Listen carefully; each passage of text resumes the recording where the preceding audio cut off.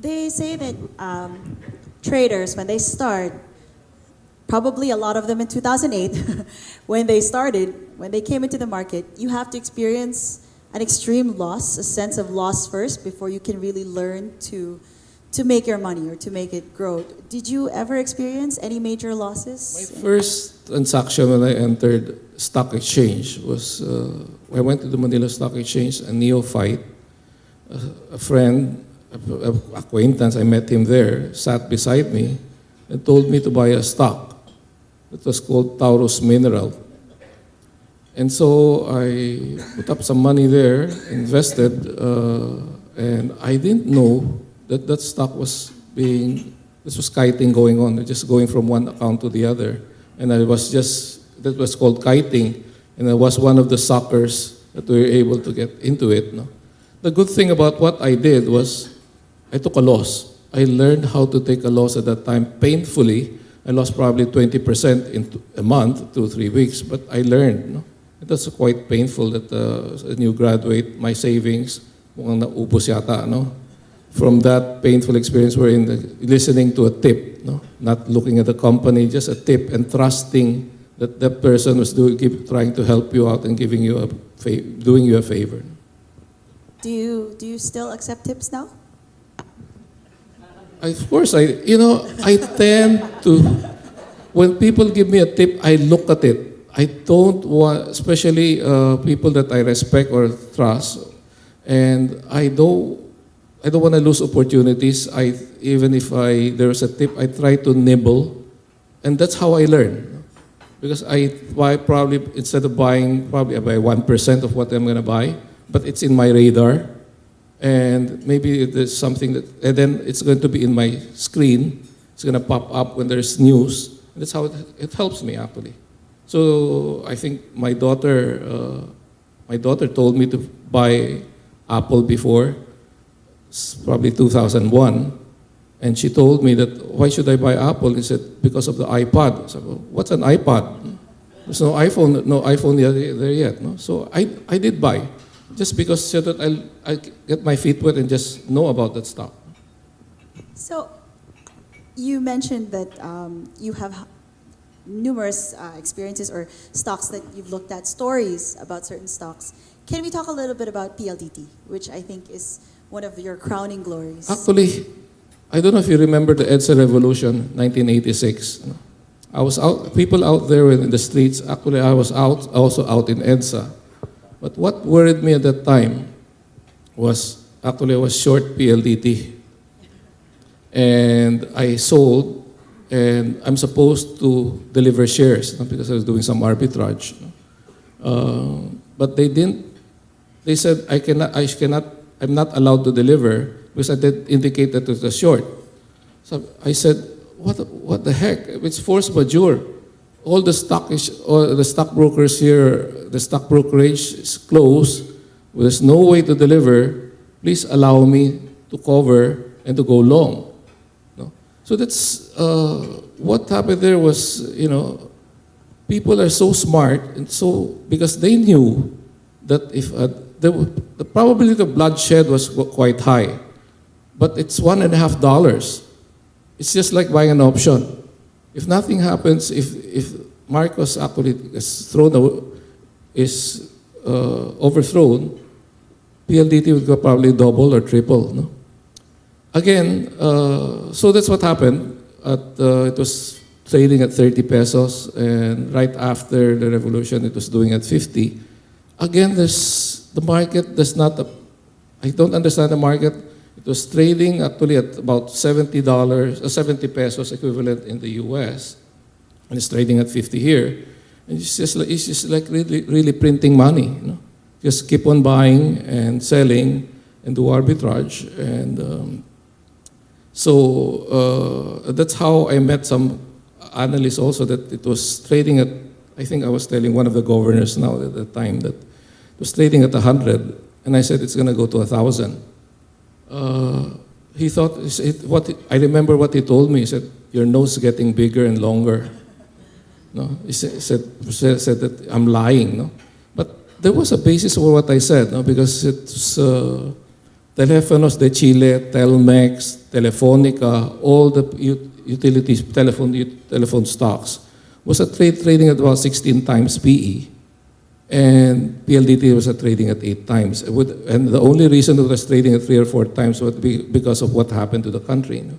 So indeed, no, PLDT caught up with the others and probably went up past 2,000 plus. No?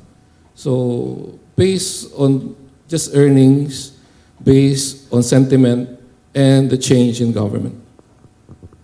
Normally, when you pick stocks, when you choose the stocks that you're going to invest in, or have you ever traded any stock that you were not completely familiar with? Or is everything you have to be sure that you study it to the T? You know, after I lost money in Taurus Mineral, I said I'd do my own research. No? But so I did research by just reading an annual report. I thought that was enough. No? So in February, I think I'm not sure if it's February 8th, I bought Oriental. I started buying Oriental. No, I think it was November, December. Because I was looking at the annual report, they were going to have 3 drillings. I thought that it was going to probably have some oil shows or some findings. So I bought it at 007. And after one well, it was dry. It went down to 005. No? And I remember what my mother said, "Oh, you just lost all your savings." It went to 005, but I said, 3 tries, no? Strike 3, out na talaga ako. No? But, so I based it on annual reports. Then, in February 1976, what happened was there was an oil show. And the stock market, I was there in the floor, and there were some brokers that just kept on buying everything in the market. No? There was no limit. They were buying everything. So from the Oriental went up from 1 centavo went up to 2 centavos. So because at that time you're supposed to have a price freeze at 100% up. From 2 centavos went up to 4. From 4 centavos went up to 8. And when it went up to 8, over the weekend, there was an announcement of the first oil find in the country. And over the weekend, the oil price freeze was removed. So it went up from 8 to 29 centavos. So what I didn't know at the time was the insiders were actually selling, even if there was massive buying. I didn't know that. No? In fact, some of them in the stock trading floor was shorting actually the stock. No? So I didn't have enough information. I had partial information, but the insiders sold and were short. But this was now a counter of fundamentals because it was not a commercial find versus a flow. So it's a balance. What you're going to do? Are you going to follow the flow or are you going to follow the fundamentals? Because they were told me it was not commercial. No? So, but then looking at the board, looking at what was happening, after it went up to 29, there was a distribution going on. And the buyers started selling at 12, 14. No? Of course, I wasn't able to sell at 29, but I wasn't stupid enough to buy at 29. No? But I bought from probably from 1, 2 centavos, even up to 7 centavos I bought. No? But I started probably selling at 11 or 12. No? Just following the flows. In terms of how you handle your fund, he says that it's mostly a buy and hold strategy, but you do sell. Is that correct? I mean, how do you know when it's time to move out? What are you looking at? Well, I normally, as Edward was saying, that I normally nibble and start buying more in the stock when I still like it. No? But when it starts not performing in the way it should, when it starts, chart-wise, when it starts breaking down, probably reduce.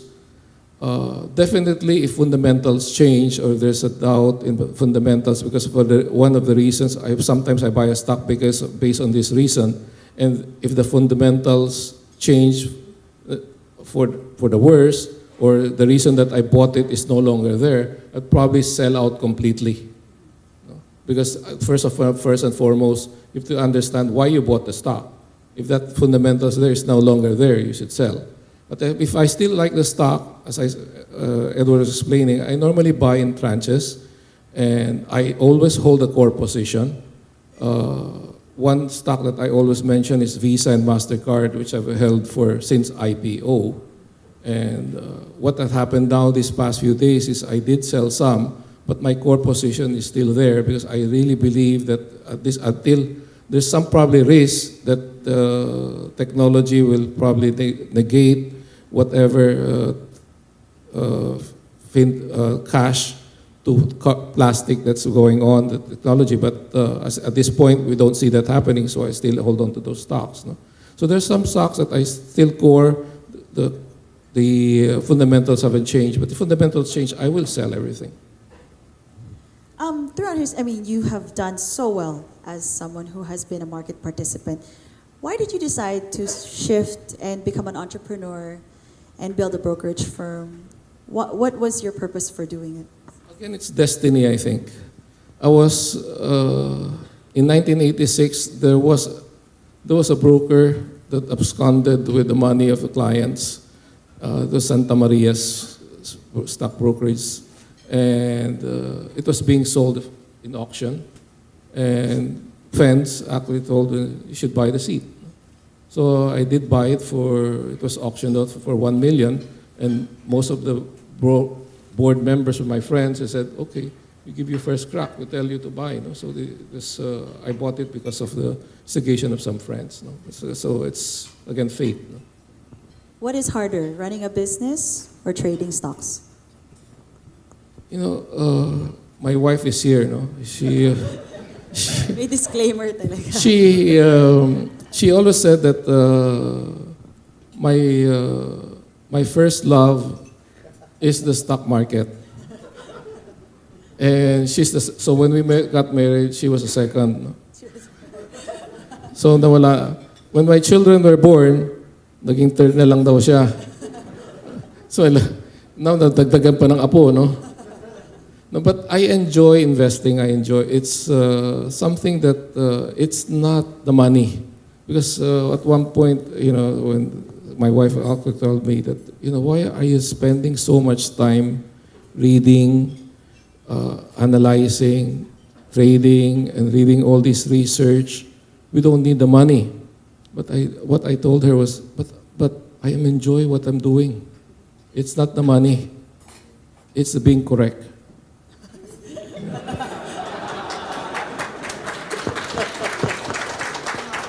Guys, disclaimer lang, hindi para sa lahat ng stocks yan, ha? Baka isipin nyo, your love for being correct is more important. Sometimes it's not. In his case, he can do whatever he wants. So, out of all of the hats that you wear, you are an entrepreneur, you're a fund manager, former chairman. What was your favorite position? If you could do what would you do? I trade for my own, for myself. Being a fund manager is actually quite difficult. Sometimes people invest not knowing what they're going into, and sometimes I feel the pain when they're losing money, and because if it's my own money, I don't really care. Because I did it, I lost money because of my stupidity. But when people entrust their money with you, sometimes it pains me. To see them losing money. So it's hard but it's there already. People trust me, so I try to do my best. As far as what I think my children are doing, and my CEO and my people there, their job is to make things easy for me so that I can trade. So they handle operations, they handle finance, they handle accounting, they handle all the jobs. Just like what you're doing for school, so that your father can be brighter and be being an entrepreneur. No? But I enjoy investing on my own.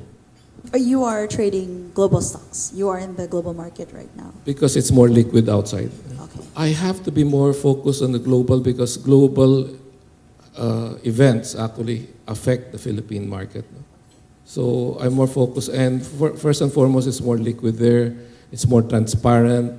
you have better research, there's better liquidity, and you just watch CNBC the whole day, and actually you can have the feel of the market. Yeah. You are obviously in the global markets. When did you start? We're always a prop house. I've always worked with traders for City Securities. And in 1998, when the E-Trade came about, and I remember those that were not, I don't know if the traders are here, but then the underperformed traders were sent to the U.S. to start looking at the U.S. market using the E-Trade Charles Schwab team. And the joke was, if these guys can make money, that means we can all make money. It was really real. So when we started doing the trading in the U.S., the worst trader in the Philippines was moved there, and that's how it started. So we started doing the U.S. market about 1998, 1999. So we went to the bull market. They call it the .com. But the funny thing is that it was when the crash came that we made 10 times more money. So those were the experiences that we had. So we started there. But of course, I had a short stint in Toronto, and in fact, Wilson was one of my biggest clients. All the arbitrage was going to us also. That was way back in 1990, 1991. Yeah, so What most people don't know is that I was a client of Edward. yes, because our chairman actually, what happened was that we moved to Toronto in 1990, I think 1989, and he actually. Are you familiar with the movie Pursuit of Happiness? Yeah. The brokerage firm that Will Smith was working for was called Dean Witter. He actually worked for Dean Witter in Toronto for how long? For 2.5 years. So how was that moving from like having your own brokerage firm to suddenly working for one? Okay, I have shared this so many times. For 6 months, before I landed in Toronto, we bought a house, and the next day I went to Reuters to put a screen on the basement, and so I was trading commodities. At that time, there was trading commodities already. We were trading commodities way back in the early 80s already, so we're familiar with the market. We were not trading equities; we were purely trading commodities. The sad part about it is that when every day you're all alone, and beside you is a dryer and a washing machine, right? After 6 months, you really get tired. So I needed a life. So what I did was I went to Dean Witter, because I was using Dean Witter at that time, trading a lot of forex. And I remember the sales manager asked me, "What do you need from us?" I said, "I don't need anything. Just give me a phone and a quote machine, and I can start to build my own business." So after that, I came back, opened a few accounts locally, and started trading commodities. For them, it's the arbitrage on equities. So that 2.5 years was an eye opener, because you have to remember Toronto Canada is a commodity country. So as you read annual reports and try to understand how different junior mining works. So when I came back, we started doing this Manila mining thing, which I remember, and was able to be part of that big move from, I think, 2.5 cents.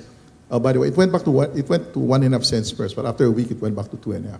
Then that was the beginning of the move of Manila mining. We pick out about 55 cents. So those are the 20 baggers basically that gives you the edge. But also, like I said, those are all the things that because you think you can duplicate it again, right? And so you do stupid things again. So that's the reason why I got stuck in a company for 2 years also. Keep on buying a stock and never went up. So one board seat in, bought it again, 2 board seat, and still didn't go up. So those are the things that you experience. So I'm more of an all-in guy. That's a problem. I'm not I'm not like Wilson. He looks at different. He invests in businesses, different businesses, and me, I try to do this all-in thing, but I'll never do it again. I'll never do it again. But without that experience, there's no COL, by the way, because of that experience. Because what happened was that we had 2 board seats, and the company issued a 1 billion shares to dilute us. So those were the experiences that we have to go through. And after that, I promised myself, I'm not going to do these stupid things again. Right? I'll just create our own listed company. So that's how COL was born. Without those experiences, you wouldn't understand how difficult it is when people are bullying you. It's really difficult. I mean, you don't have a choice, right? So even if you shout, you're a minority, get out. Those are the experiences that you have to go through. When you were working outside, was it as glamorous as everyone thinks it is? The sad part about this industry is people think we're smart, we're glamorous, but in reality, it's very difficult industry.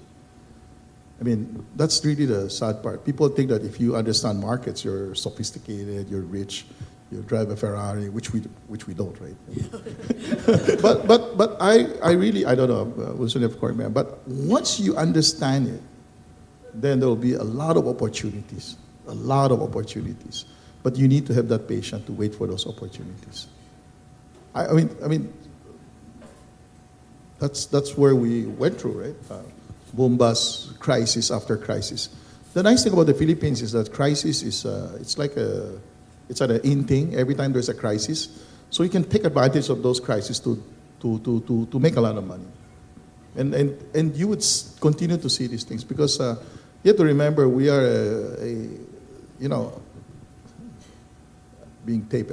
It's like a banana republic, right? If you're a banana republic, there are always a lot of these politics that will create these opportunities for us. But I remember, I think, way back in the 2000, 2001, when I was trying to, we were in PCI, we were building that 100-trader trading floor, of course, which failed. I remember James Go. I was on the board of A. Soriano, and James Go was beside me, and I was telling him, we were sharing about our experiences and the problems that I have. I remember what he told me. He said, Edward, don't be scared about the Philippines. Just continue to build your business because crisis will come, but it will pass. I remember those exact words. So that's why when there's crisis, there's a lot of opportunity because what happened is that because of the illiquidity, it will create a lot of disparity. So you'll be able to see companies that are being sold down very, very cheap. Very, very cheap because of huge illiquidity, scared. But, for so many years, for the last 30, 40 years, crisis one after one another. The business continues. No? The growth of the Philippines continues. What do you think is one of the biggest changes that you have seen that we are experiencing today that is very different from how it used to be? Is there anything in particular? What you're doing now is a big compliment to what you're doing is educating. One drawback that what's happening to the country is that there's lack of education, especially on how to invest. No, I think that's a big difference. No, people are now more educated. There are more participants again, thanks to your advocacy and what you're doing. There are now more participants in the market, and I think people are now more knowledgeable about the markets because of stock brokerage houses having a research. Before there was no research, we really relied on just rumors and tips. So that's a big difference. What about you? Do you feel that there's any major changes? I really wish that our regulators can be more lax. Because the biggest challenge we have is that it's been what? It's been almost 30 plus years. And there are just a few companies are getting listed. So those are the challenges. No? Those are challenges. Maybe enough incentive or the tax has to come down which we're trying, so that there are more incentive for us, for good companies to get listed.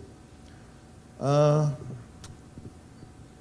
sad part about it is that the world is becoming so small, wherein people, I was just talking to Ben and sharing that Jojo used to be one of our biggest accounts, and he's gone because he started learning how to trade the U.S. market. So I'm not supposed to teach you guys how to trade the U.S. market, or else you'll be gone, right? I mean, those are the challenges, right? Because of the inefficiency here, and because when you reach a certain size, you need to move out.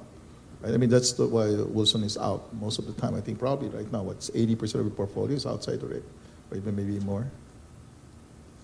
That's really the thing. So opportunities really, and then the friction cost outside is so cheap. I mean, today we were just talking. Robin Hood just said, what? No commissions. J.P. Morgan is no commissions. Schwab is about $4.50. Interactive Broker is a little bit more expensive. Imagine, that's why we focus on education, because you have to remember, once you understand it, the world is at your fingertip. I mean, just think about it, right? So you need to learn how to do this properly, because if you follow the rules, then it's really a lifetime skill. Do you think you can replicate what you did way back in the 80s and 90s today? The difference, at that time I was young. I had all the time. Today, I think the kids that went to all this education should have an advantage, because we have rules already in play. It's just whether they want to listen up to it or not. The sad part is all of you have egos that you need to control yourself, because if you follow the rules, you do well. It's just that when you deviate from the rules, then you go back again. Right? It's like a loop, right? So I really believe today with what you guys are doing, I mean, what the schools, people are getting educated, people are learning from each other. I really believe that if you have the discipline to continue to learn and hone your craft, I think I think today is much better than when we were before. I mean, I've lost a lot of money experimenting, trying to understand how the commodity market works, how the currency market works, how the equity market works. I mean, it's a continuous learning, and what we learn and what our experience, we're putting in a nutshell, just giving it to you. So it's just whether you want to listen or not. I mean, I always joke about my caddy. You know, I tell him to buy Phil Equity Index Fund. My caddy in Manila Golf. Do you know what he bought? Sun Life. So he is also, I mean, these are the things which I don't understand. Especially I called up Joyce and I said, Joyce, any caddy calls, you tell them to buy Phil Equity Fund. They bought Sun Life. I don't understand. Then the other guy said, I said, okay, you just buy Shell to get the 10% cash dividend. You know what he bought? Petron. Gano'n talaga. I don't understand. I share this every time I give a talk. I always share this. That's the problem with people. You tell them something, they'll do something different. Because they have their own self-importance, self-esteem, right? You can't just listen to somebody. That's the problem. And then, eventually, they understand it, and then they trust us. Right? Because sometimes we can be wrong, right? And because it's a game of probability, so sometimes we say something and it's wrong. But if you follow the rules, you should be okay, right? So the sad part about everybody is that, you know, you're born, you're talented, you know how to think, right? So I think these are the challenges. But I really believe today, most of you guys, if you really try to understand what's going on, I think follow the rules now. I think you should do much, much better than that. We have to go to the long process. 40 plus years now. For you, are there any challenges that you've experienced working with younger traders now? Probably, I tried to think that I thought I could clone people. There was a time that I said, okay, I'll hire these people, tell them what to do and how to trade, but each one has his own personality. Each one has his own characteristic, and it looks like it doesn't work. Cloning is, unless we do an, IVF or... IVF. or something else. But everybody has its own characteristics. I'm also a stockbroker, and I look at the client's portfolio. Majority probably would lose money at the end of the day, and no matter what you tell them, the basic tenet of continue holding your winners and selling your losers, actually they do the opposite. They sell their winners, so they make money, they sell, and they don't like to take a loss. So, because their thinking is parang merchandising, pag 20% or they sell, ito lugi pa, tago natin to, wala tayong lugi.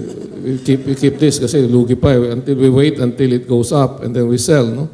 That's a basic mentality, and somehow it's so hard to change that people's pride, they hate losing money, pikon. Pag hindi ko pwedeng palugi, kailangan sell lang ako pag tubo, no? And so that's how it is, no? So you look at the end after the bull market. The bull market lasts 5 years, 3 years. At the end of the day, you look at their portfolio. They ended up with all the basuras that they cannot sell, and because the stock is no longer, there's no more buyer, they're stuck with it, and that's how it ends, no?